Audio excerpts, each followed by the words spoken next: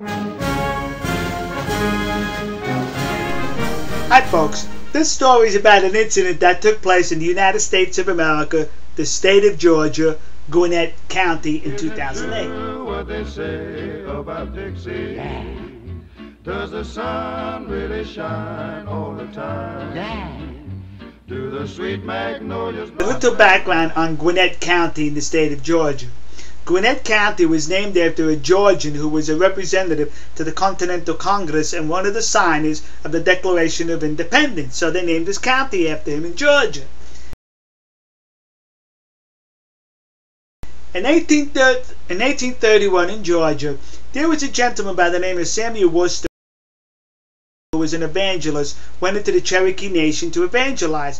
And the Cherokee Nation at the time incorporated part of Georgia. The governor of Georgia wanted to assert Georgian authority into the Cherokee Nation, so they had the guy arrested with a few others on the premise that he did not have a permit to do business in the Cherokee Nation.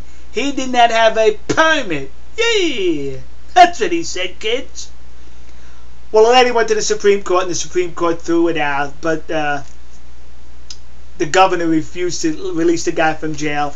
And the president at the time, Andrew Jackson, Old Hickory, excellent book, he didn't do anything to enforce the Supreme Court ruling. A year later, they get a new governor and he's released. Now, but I bring that up because they used the idea of a permit as a reason to arrest this gentleman. So now we come to 2008, and we have this gentleman named Steve Santhuff, who's an avid turtle collector.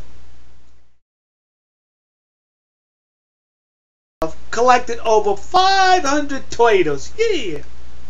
And he's been collecting turtles ever since he was a little bitty child. Sure enough, that was his lifelong avocation, and perhaps I think his vocation was collecting turtles. He became an authority on turtles to the point that he helped the state of Louisiana enact or author some legislation protecting turtles. He helped the state of Georgia to identify some turtles within its boundaries it was not aware existed. So for all this, for 3 years, the federal government and some state authorities were investigating Mr. Santhuff to see if he was breaking any of those endangered species laws or wildlife laws, or if he was involved in the commercialization of turtles. Well, for 3 years they couldn't find where this guy broke any law. Nah, no laws he broke, says them. So what did they do? They reverted back to that case in 1831. They arrested him. No, not because he was evangelizing. They arrested him, confiscated 500 turtles because he did not have a permit.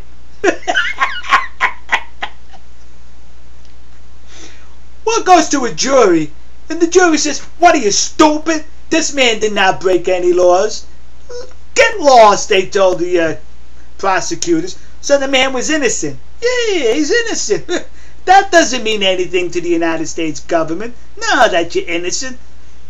Because they still are keeping the items they stole from him. They stole 500 turtles. Why? Because they said they were endangered species. They need to be protected. Well, those endangered species that he had were not on the endangered species law at the time he had them, or he had acquired them, and nor was the law written till after he had acquired them. So now they stole these turtles to protect the turtles, and guess what?